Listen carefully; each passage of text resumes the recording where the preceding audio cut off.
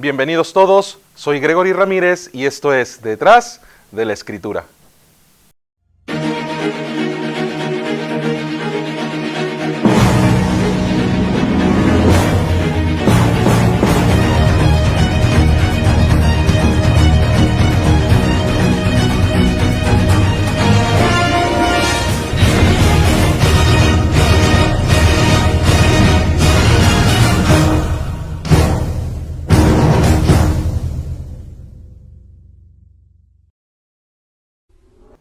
Vamos a continuar hablando acerca del tabernáculo.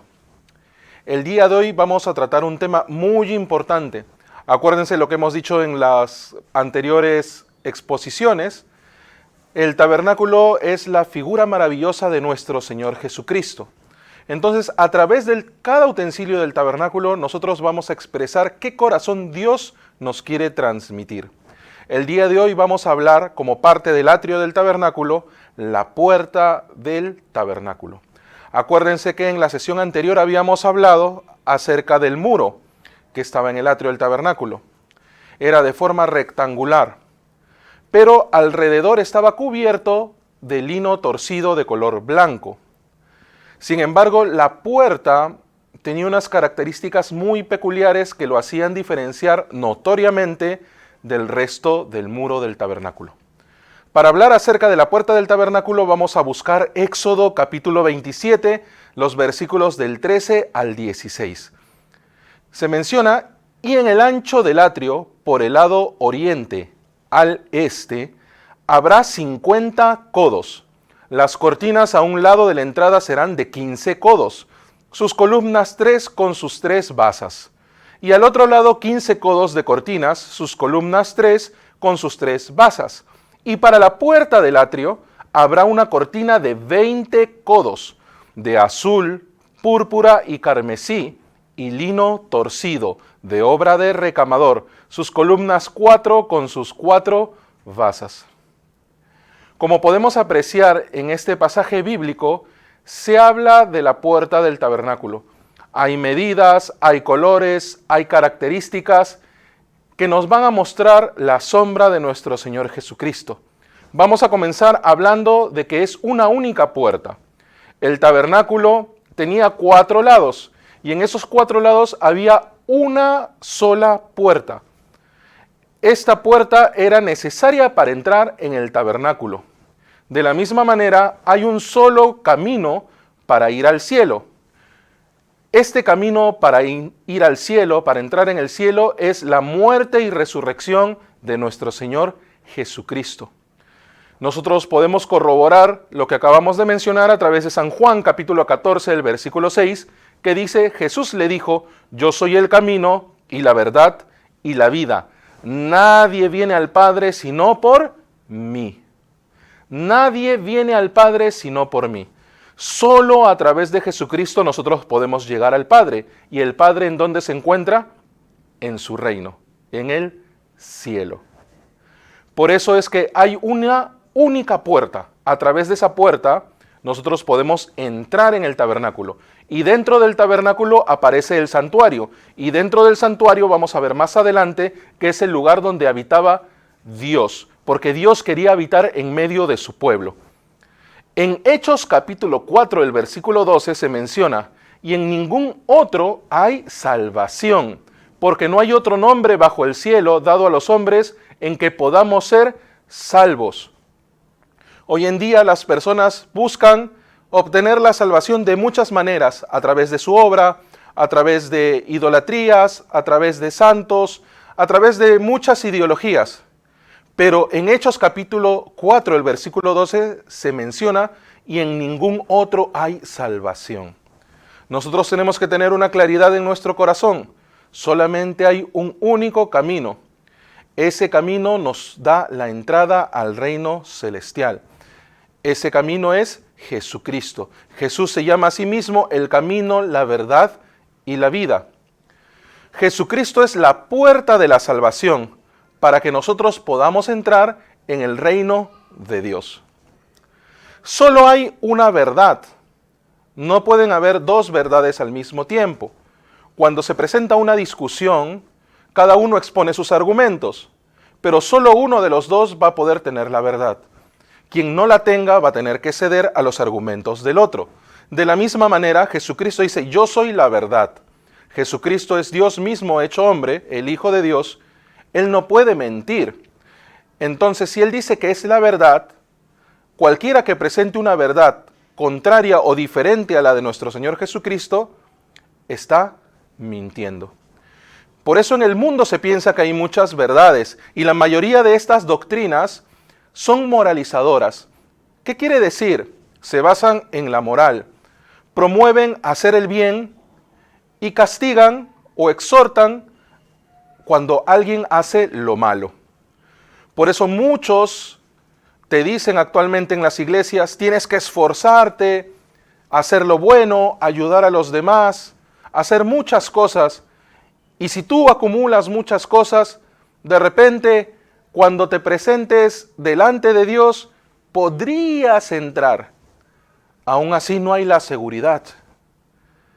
Algunas doctrinas te dicen, haces muchas obras, pero no tienen la seguridad que al momento de partir de este mundo, no tienen la seguridad de a qué destino se dirigirá su alma. Cuando en la Escritura, en la palabra de Dios, claramente está de qué manera una persona puede entrar en el reino de Dios. Y si está escrito y es la palabra de Dios, ¿les parece razonable que las personas no tengan la seguridad de a dónde se va su alma actualmente? Pongámonos a pensar un poquito en esa parte. Nadie tiene la vida comprada, nadie sabe en qué momento va a partir de este mundo. Si usted que está viendo este programa tiene esa seguridad en su corazón, cuando usted parta de este mundo, ¿sabe con certeza plena a qué lugar se va a dirigir su alma? Por eso, a través de la palabra de Dios, nosotros tenemos que descubrir qué corazón Dios nos quiere transmitir a través de Jesucristo. Jesucristo es la puerta de la salvación. Si nosotros entramos por esa puerta, nosotros podemos estar en presencia de Dios sin ningún problema. Esa seguridad la podemos obtener a través del tabernáculo. Muchos quieren llegar a Dios haciendo el bien, pero ese camino es correcto. Cuando Jesucristo vino a este mundo, Él predicó de esa manera. Los fariseos escribas predicaban de esa manera. Cuando Jesús se encontraba con un intérprete de la ley, hablaba acerca de cumplir la ley. Pero Jesús le dijo a este intérprete de la ley, haz esto y vivirás. Pero ¿qué pasa si no lo hacía? ¿Cuál es lo contrario? Haz esto y vivirás. Si no lo haces, morirás. Jesucristo le estaba diciendo, tú estás muerto delante de Dios, porque a través de tus obras no puedes hacer nada para entrar en el reino de Dios. Es por eso que a continuación le dice una parábola, la parábola del hijo pródigo, la parábola del buen samaritano. A través de la parábola del buen samaritano, Jesucristo le quería mostrar a este intérprete de la ley que no era el samaritano es Jesucristo. Le quería mostrar a este intérprete de la ley que él era el hombre medio muerto, asaltado por los ladrones. Porque al final, antes de decirle esta parábola, el intérprete de la ley le pregunta a Jesús, ¿y quién es mi prójimo? Y al final de la parábola Jesús le dice, ¿quién de estos tres te parece que es el prójimo del que fue o del que cayó en mano de los ladrones? Jesucristo directamente le está diciendo, tú no eres ni el sacerdote, ni el levita, tú no eres el samaritano, tú eres el hombre asaltado por los ladrones, medio muerto. ¿Qué puedes hacer para salvarte? Por eso nosotros tenemos que tener una claridad en nuestro corazón. A través de la Biblia, detrás de la Escritura, nosotros podemos descubrir de qué manera podemos entrar en el reino de Dios. Si nosotros leemos Romanos capítulo 3, el versículo 12, se menciona, todos se desviaron a una, se hicieron inútiles. No hay quien haga lo bueno, no hay ni siquiera uno. Si la palabra de Dios menciona eso, ¿cómo el ser humano va a pretender hacer lo bueno para llegar a Dios? Es iluso. En Romanos capítulo 3, el versículo 4 se menciona, de ninguna manera, antes bien sea Dios veraz y todo hombre mentiroso. Luego continúa el versículo. Solo Dios es veraz y todo hombre mentiroso. No menciona ninguna excepción. Claramente está diciendo todo, 100%, todos los seres humanos son mentirosos delante de Dios. No hay verdad en ellos. La verdad solamente está en Dios. ¿Y quién dijo que era la verdad? Jesucristo.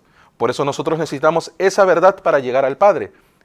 Nadie viene al Padre si no es por mí, mencionaba nuestro Señor Jesucristo. Entonces Jesucristo es la puerta. Jesucristo a sí mismo se llamó puerta. Si nosotros vemos en San Juan 10, el versículo 9, dice, yo soy la puerta. El que por mí entrare será salvo. Y entrará y saldrá y hallará pastos. Esto es muy importante. El que por mí entrare será salvo.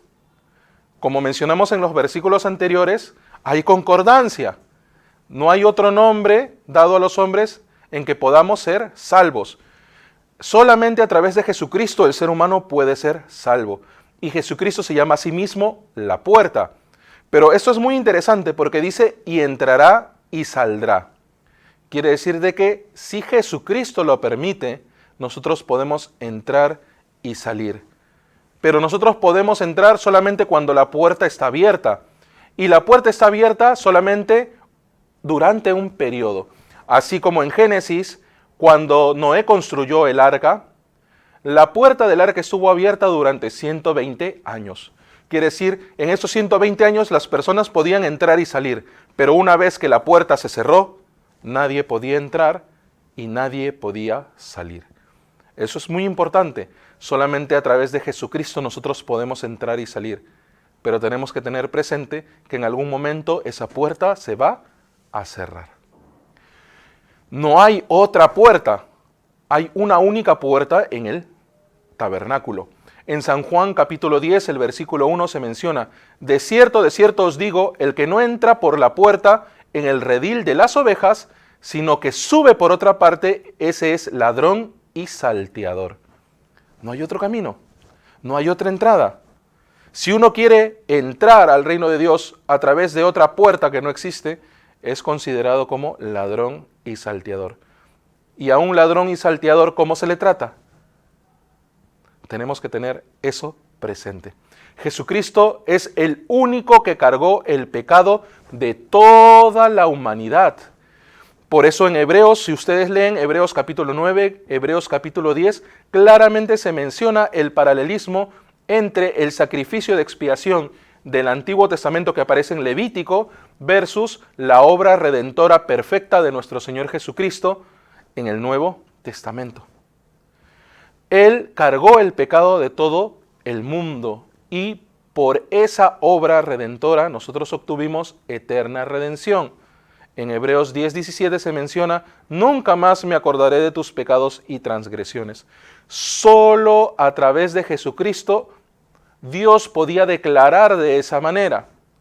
Con las ofrendas que se dieron durante todo el Antiguo Testamento, en ningún momento Dios declaraba nunca más.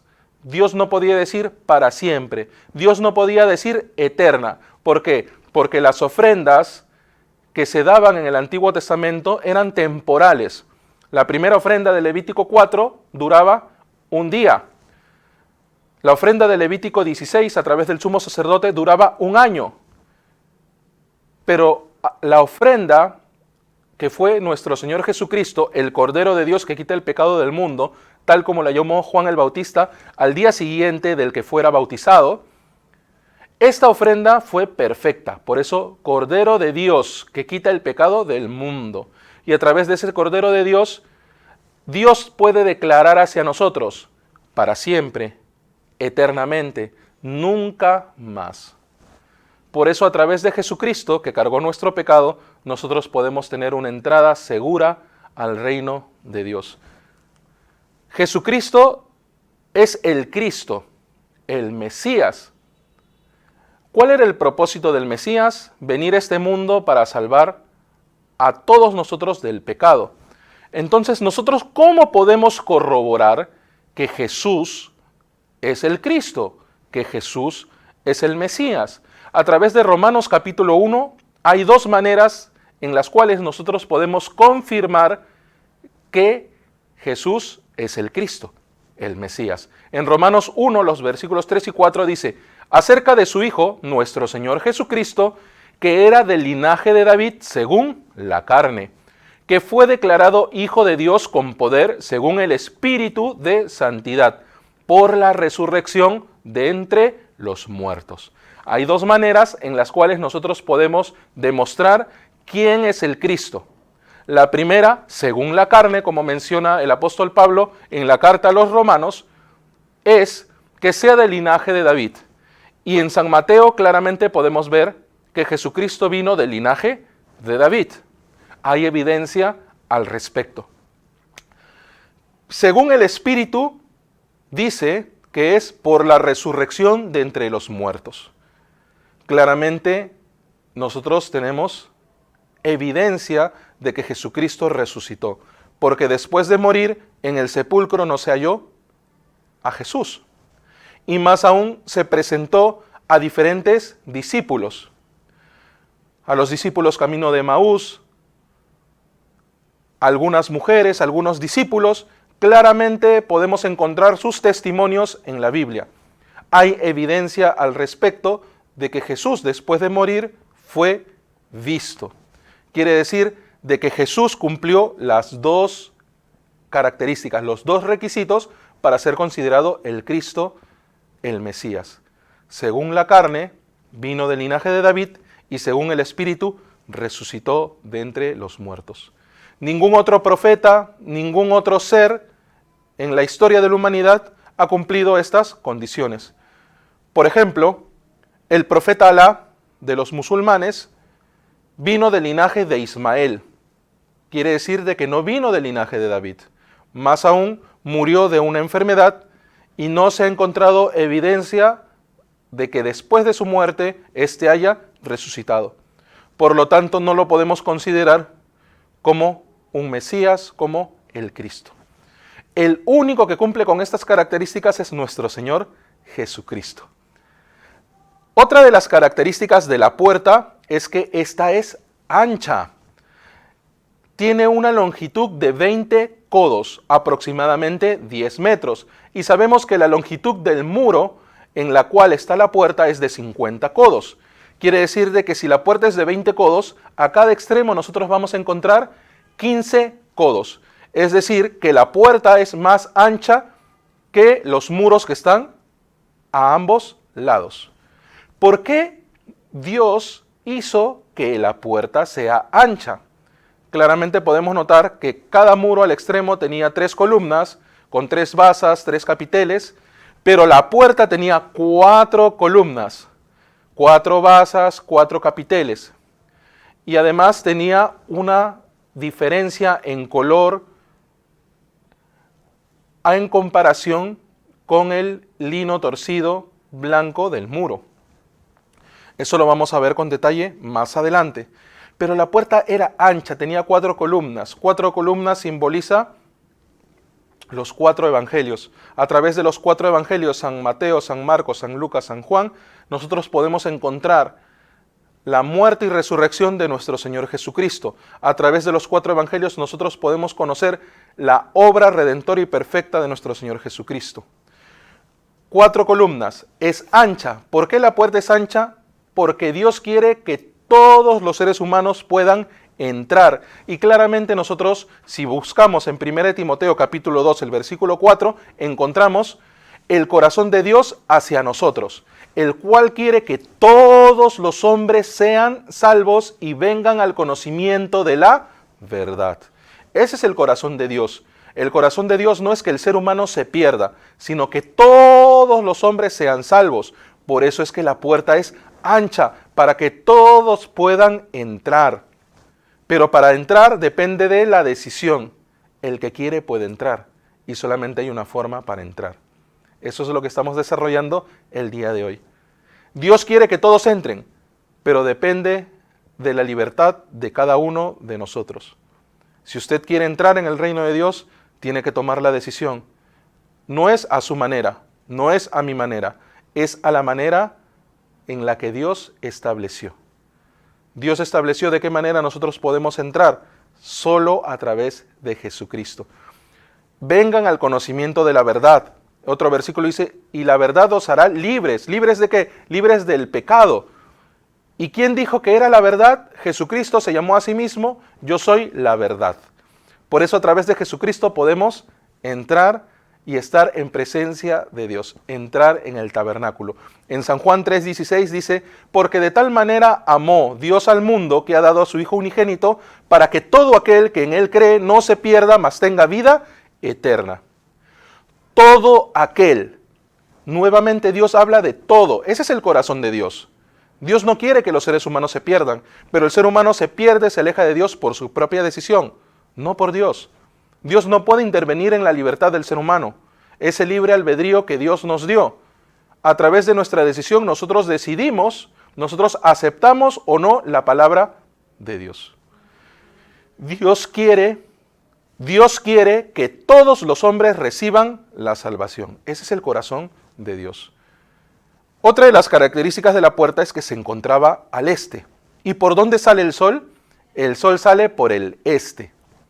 Antes de salir el sol, ¿qué hay? Hay oscuridad. Oscuridad, sinónimo de desesperación. Y después de salir el sol, ¿qué hay? Viene la luz, es decir, la gracia y la bendición. Después de la desesperación, llegar a la puerta simboliza el arrepentimiento verdadero. Si nosotros buscamos en 2 de Pedro capítulo 3, el versículo 9, se menciona, el Señor no retarda su promesa, según algunos la tienen por tardanza, sino que es paciente para con nosotros, no queriendo que ninguno perezca, sino que todos procedan al arrepentimiento. Nuevamente, Dios utiliza todos, no excluye a nadie. Dios quiere que todos procedan al arrepentimiento, pero el arrepentimiento ¿de quién depende? De usted y de mí, de cada uno. El propósito de la ubicación de la puerta es poder arrepentirnos y tener fe en el Evangelio. Solamente a través de la obra redentora y perfecta de nuestro Señor Jesucristo podemos entrar en el reino de Dios. Y para entrar en el reino de Dios tenemos que dejar nuestra vida pasada, porque hay una gran diferencia entre los que están afuera y dentro del tabernáculo. Dentro está la presencia de Dios y afuera no, porque Dios no puede morar en medio del pecado. Por eso necesitaba un lugar especial en el lugar santísimo para que pueda estar en medio de su pueblo. Los colores de la puerta son muy importantes. Habíamos visto, en la imagen podemos ver los colores, ¿no? Aparece azul, púrpura, carmesí y lino torcido de color blanco. 4 colores, 4 columnas, claramente representan a los 4 evangelios, pero cada color tiene una característica en particular.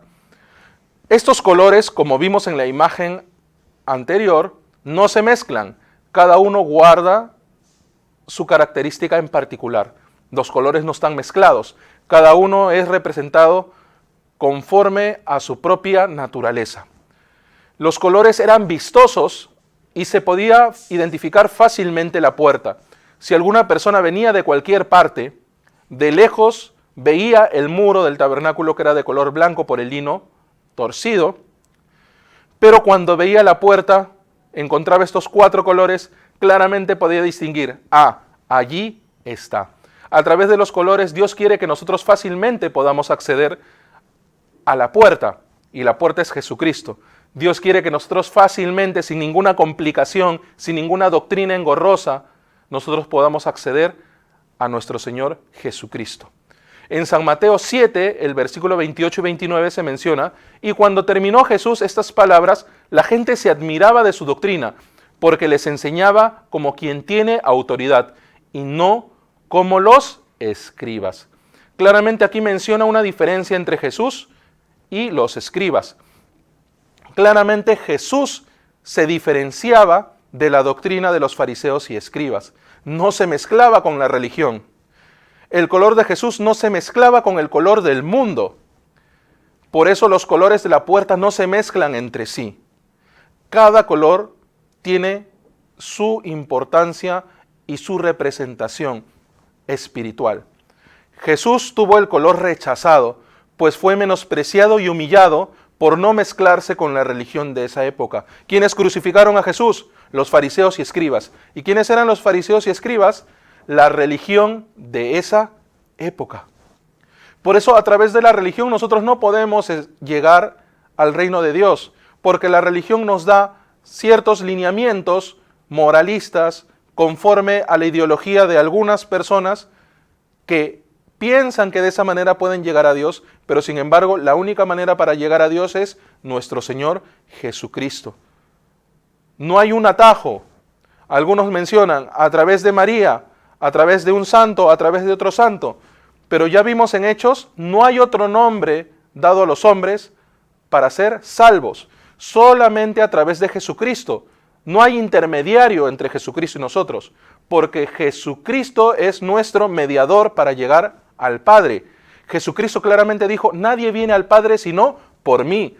Por eso, si usted quiere llegar a Dios, no puede llegar a través de algún santo, a través de María, a través de otras creencias, a través del folclore, a través de tradiciones. No, la única manera para llegar al Padre es Jesucristo. Esa claridad detrás de la Escritura, el día de hoy me gustaría que ustedes la puedan alcanzar. Porque claramente Dios estableció de qué manera nosotros podemos llegar a Él. El primer color que se menciona es azul. Muchos dicen el cielo es azul. Azul representa el color del cielo. Y en el Evangelio de San Juan, claramente se menciona a Jesús como hijo de Dios. Dios no tiene genealogía, no tiene ni principio ni final. Dios es alfa y omega. Dios es eterno. Por eso no hay ni un antes ni un después de Dios. Solamente existe Dios por la eternidad. Por eso no se menciona una genealogía de Jesús en el Evangelio de San Juan. Si nosotros vemos San Juan capítulo 1, el versículo 1, dice, en el principio era el verbo, y el verbo era con Dios, y el verbo era Dios. Claramente habla en el principio. En el principio de la creación era el verbo. ¿El verbo quién es? Jesucristo. Jesucristo ya existía desde siempre. No es que Jesucristo recién vino hace 2000 años. Jesucristo ya existía. Por eso en San Juan 1 dice, en el principio era el verbo, y el verbo era con Dios, y el verbo era Dios.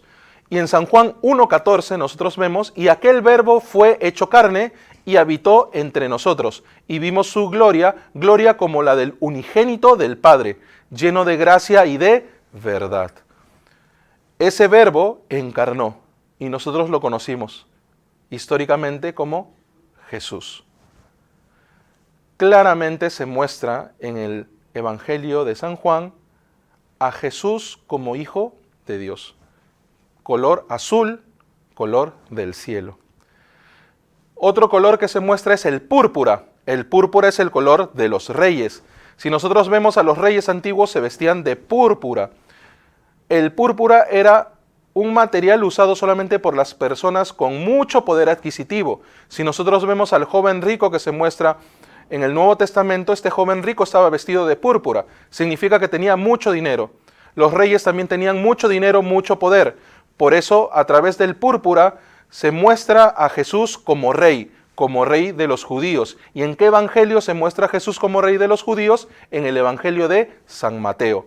En San Mateo capítulo 2, el versículo 2 se menciona, diciendo, ¿dónde está el rey de los judíos que ha nacido? Porque su estrella hemos visto en el oriente y venimos a adorarle. Claramente se ven a los magos de oriente que llegaron para poder adorar a Jesús como rey de los judíos. Pero llegaron al palacio de Herodes, el rey de esa época. Y Herodes no es de linaje. Herodes no es del linaje de los judíos. Herodes viene de ascendencia edomita. Herodes no es judío, pero sin embargo, por tener acercamiento, por tener el favor de los romanos lo establecieron como rey. Eso claramente ustedes lo pueden ver en la historia de los 400 años en silencio desde Malaquías hasta San Mateo. Porque de un momento a otro aparecen los fariseos, aparece el rey Herodes, pero allí, en esos 400 años de silencio, desde Malaquías hasta San Mateo, ustedes pueden revisar históricamente la genealogía asmodea, a los macabeos, cómo llegó el linaje herodiano a ser rey en Israel. Ustedes pueden profundizar al respecto estudiando la historia en esos 400 años. Porque los fariseos no aparecen en el Antiguo Testamento, pero sin embargo ya en el Nuevo Testamento existen. Por eso, si usted quiere profundizar más, le invito a estudiar esos 400 años de historia en donde aparece el linaje de Herodes, y Herodes no era judío, sino era edomita. Entonces, los magos de Oriente vinieron para adorar a Jesús como rey. Lo estaban reconociendo como rey, rey de los judíos. Jesús vino de la genealogía del rey David. Si nosotros vemos en San Mateo, aparece la genealogía de Jesús y viene toda la genealogía de los reyes de Israel. Quiere decir de que en Jesús hay sangre real. Otro color es el carmesí. El carmesí es el color de la sangre, color rojo. Muestra a Jesús como hijo del hombre, como hijo de hombre. Tiene genealogía partiendo de Adán. Si nosotros vemos el Evangelio de San Lucas, allí aparece la genealogía de Jesús, y llega hasta Adán. Adán como ser humano. Por eso el Evangelio de San Lucas pone énfasis en la naturaleza humana de nuestro Señor Jesucristo. En San Lucas 5:24 menciona: pues para que sepáis que el Hijo del Hombre tiene potestad en la tierra para perdonar pecados. Claramente Dios nos quiere mostrar que a través de ese color carmesí, el color de la sangre de nuestro Señor Jesucristo nos podía otorgar el perdón de nuestros pecados. Con su sangre nos dio la eterna redención. El lino torcido, que es de color blanco, se muestra en el Evangelio de San Marcos. El lino torcido es guiado por una aguja a donde se le lleve. El lino torcido no es un hilo que sea difícil de trabajar. A donde le lleve la aguja, el lino torcido va. Esto quiere decir que muestra a Jesús como siervo de Dios. Jesucristo vino a servir. Un siervo no tiene genealogía. Por eso en el Evangelio de San Marcos no se muestra la genealogía de Jesús. En San Marcos 10:45 se menciona: porque el Hijo del Hombre no vino para ser servido, sino para servir y para dar su vida en rescate por muchos. Claramente Jesús dice que vino a servir, vino como un siervo, a no seguir su propia voluntad, sino a seguir la voluntad de Dios. Los 4 colores muestran el carácter de nuestro Señor Jesucristo. Jesús, siendo rey, es también siervo. Jesús, siendo Dios, es también hombre. Hay una gran diferencia entre los que están afuera y dentro del tabernáculo. A través de la puerta nosotros podemos mostrar una separación, y Dios hace separación. En Génesis se habla las aguas que están por encima y por debajo del firmamento. También los que están fuera del arca y los que están dentro del arca. Asimismo, Jesús hace una diferencia entre justos y pecadores. ¿Quién será el justo?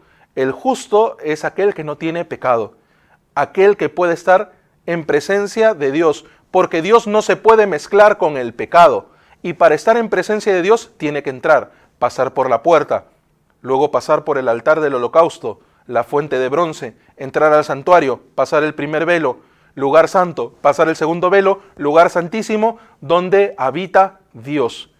Por eso la puerta es la separación.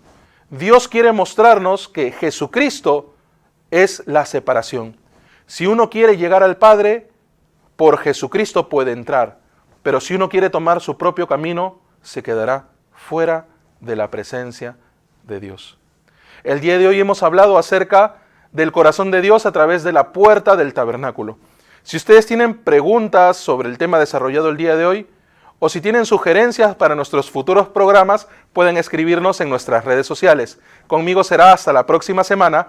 Esto fue Detrás de la Escritura.